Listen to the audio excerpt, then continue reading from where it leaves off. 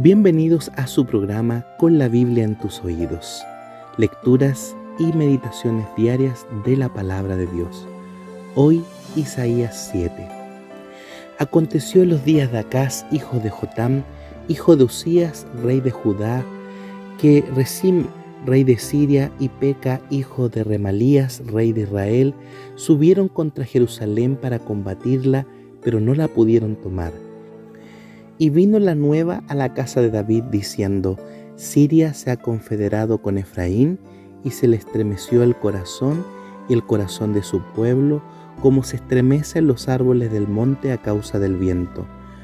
Entonces dijo Jehová a Isaías: Sal ahora al encuentro de Acaz, tú y Sear-Jasub, su hijo, al extremo del acueducto del estanque de arriba, en el camino de la heredad del lavador. Y dile: guarda y repósate, no temas, ni se turbe tu corazón a causa de estos dos cabos de tizón que humean, por el ardor de la ira de Rezim y de Siria y del hijo de Remalías. Ha acordado maligno consejo contra ti el sirio, con Efraín y con el hijo de Remalías, diciendo: vamos contra Judá y aterroricémosla, y repartámosla entre nosotros, y pongamos en medio de ella por rey al hijo de Tabeel. Por tanto, Jehová el Señor dice así: no subsistirá ni será, porque la cabeza de Siria es Damasco, y la cabeza de Damasco Rezim.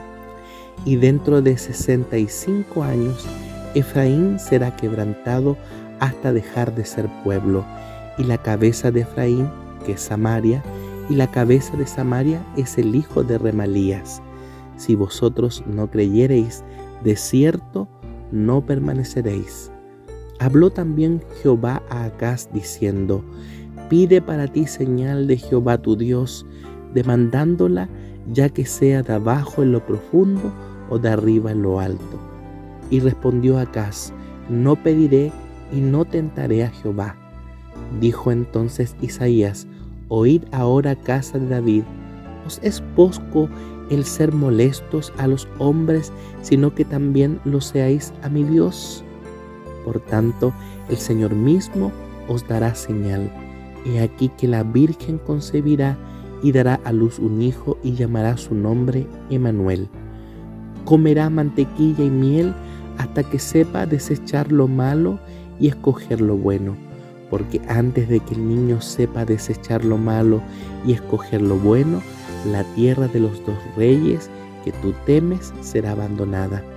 Jehová hará venir sobre ti, sobre tu pueblo y sobre la casa de tu padre, días cuales nunca vinieron desde el día que Efraín se apartó de Judá, esto es, el rey de Asiria. Y acontecerá que aquel día silbará Jehová a la mosca que está en el fin de los ríos de Egipto, y a la abeja que está en la tierra de Asiria. Y vendrán y acamparán todos en los valles desiertos, y en las cavernas de las piedras, y en todos los zarzales, y en todas las matas. En aquel día el Señor raerá con navaja alquilada con los que habitan al otro lado del río, esto es, con el rey de Asiria, cabeza y pelo de los pies, y aún la barba también quitará. Acontecerá en aquel tiempo que criará un hombre una vaca y 2 ovejas, y a causa de la abundancia de leche que darán, comerán mantequilla, ciertamente mantequilla, y miel comerá el que puede en medio de la tierra.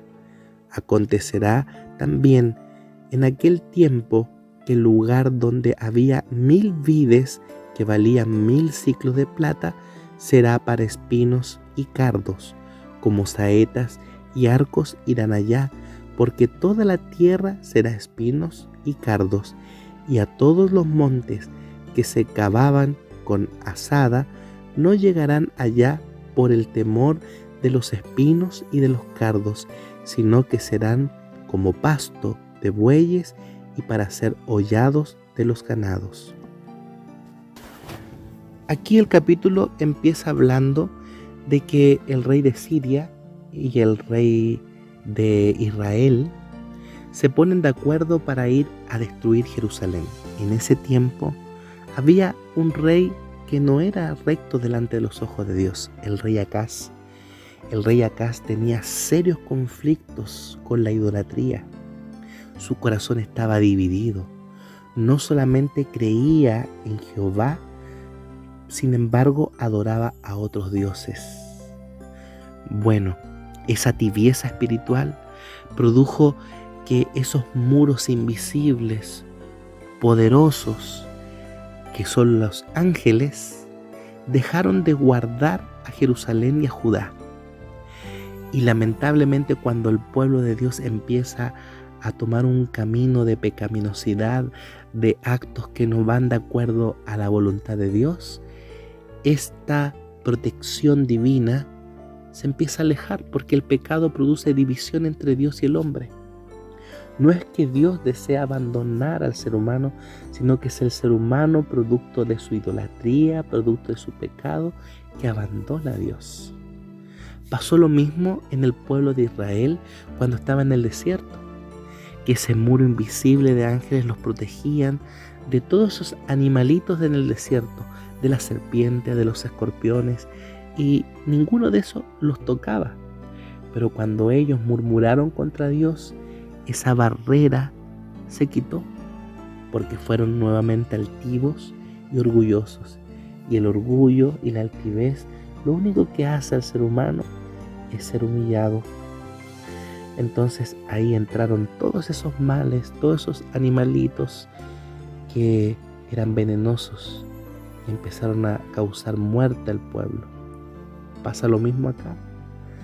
¿Acaso un rey malo, no recto, tibio espiritualmente, hizo que por su tibieza ese muro invisible de ángeles se fuera retirando, haciendo que en la mente Satanás pusiera la mente de Rezín y también de Peca, el hijo de Remalías, rey de Israel, se confederaran y quisieran destruir a Jerusalén. Eso pasa cuando nosotros no queremos seguir el camino de Dios. Nos aventuramos en un lugar donde no sabemos si vamos a ser guardados o no. Bueno, Dios siempre tiene misericordia y ocupó a su profeta, el cual fue al rey y le dijo que todavía no era tiempo, que no iban a ser destruidos. Al contrario, no, que Siria iba a ser destruida y que también Samaria iba a ser destruida. Incluso el Señor colocó un tiempo, unos años, dice, después de 62 años iban a ser destruidos. Y bueno, eso se cumplió en la historia. En el año 632, por Sargón II, un emperador asirio, fue destruido Damasco. Y por ese mismo emperador, ese mismo rey, destruyó Samaria en el 622. Y ahí se cumplía lo que la promesa de Dios decía. Y Acaz no quiso pedir una señal a Dios, pero Dios sí le dio una señal. Y le dijo que iba a tener un hijo y que cuando ese hijo fuera destetado y pudiera comer por sí solo y pudiera de alguna manera discernir entre lo bueno y lo malo, que ese momento iba a ser en que ellos iban a ser liberados. Ahora, esa señal es una señal importante porque no solamente se cumplió en el tiempo de Acaz, sino que esa señal se cumplió en la vida de Jesús. Es una profecía mesiánica. Una profecía mesiánica no solamente para el pueblo cristiano, sino que incluso los judíos en sus interpretaciones de la Biblia que se llaman los targúmenes, cuando hablan de este versículo 7:14, ellos mencionan que se refiere al Mesías. ¿Y cuál es la profecía mesiánica? Dice que la señal es que una virgen va a concebir al Mesías y que al dar a luz se le llamará a ese Mesías Emmanuel, que significa Dios con nosotros. Todo eso se cumplió en la vida de Jesús, en la vida de su madre María. Hay más de 30 profecías mesiánicas que se cumplieron en la vida de Jesús. Si bien es cierto, hay algunas profecías mesiánicas que incluso pueden ser interpretadas y aplicadas a otros líderes religiosos o importantes en la historia de este mundo. Sin embargo, ninguno se pudo haber cumplido todas las profecías mesiánicas. Son 30, pero hay más de 300 referencias y 30 profecías mesiánicas. Para que solamente se pueda cumplir en un solo hombre esas 30 profecías, la probabilidad es tan alta como de 1 elevado a 157 ceros. Eso nos muestra que la Biblia es un libro inspirado y único, que esta profecía mesiánica que nos anuncia de que Jesús iba a nacer de una virgen se cumple 700 años después de que fue escrita. ¿Qué nos enseña eso? La omnipotencia, el poder, la omnisciencia de Dios. Él tiene todo bajo control, aunque aparentemente nosotros no lo veamos. ¿Qué mejor que entregar tu vida en las manos de un Dios todopoderoso, que quiere lo mejor para tu vida, que ha hecho todo lo posible para que tú puedas salvarte? Que Dios te bendiga y que podamos tomar la mejor decisión de servir y de aceptar a Jesús en este día. Si te gustó estos audios, te invitamos a darle me gusta y a compartir con tus amigos y amistades. Si todavía no te has suscrito a nuestro canal, te invitamos a darle también me gusta, a apretar la campanilla para suscribirte a nuestro canal y de esa manera permitir que YouTube pueda recomendar nuestros audios a otras personas.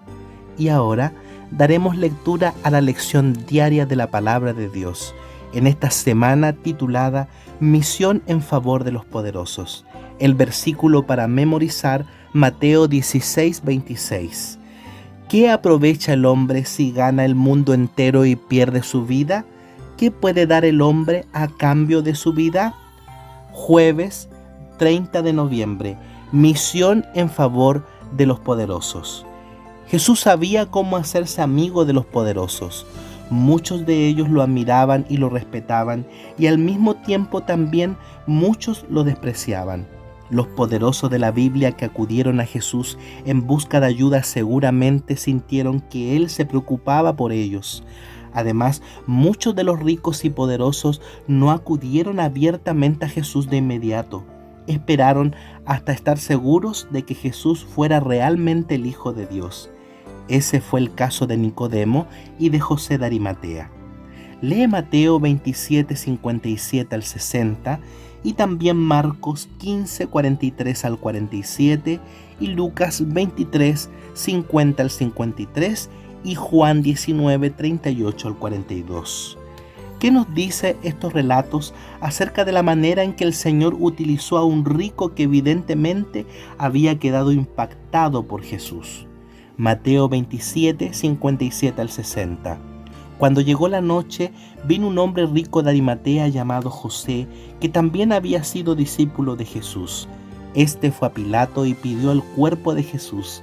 Entonces Pilato mandó que se le diese el cuerpo, y tomando José el cuerpo, lo envolvió en una sábana limpia y lo puso en un sepulcro nuevo que había labrado en la peña, y después de hacer rodar una gran piedra a la entrada del sepulcro, se fue. Cierre de cita.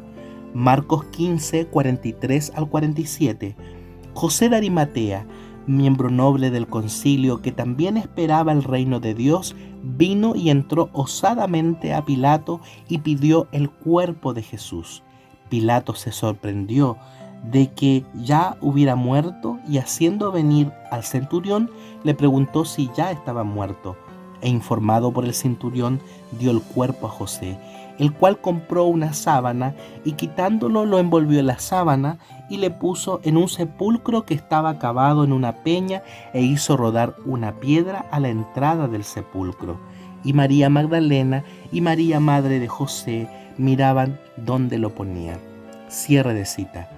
Lucas 23, 50 al 53.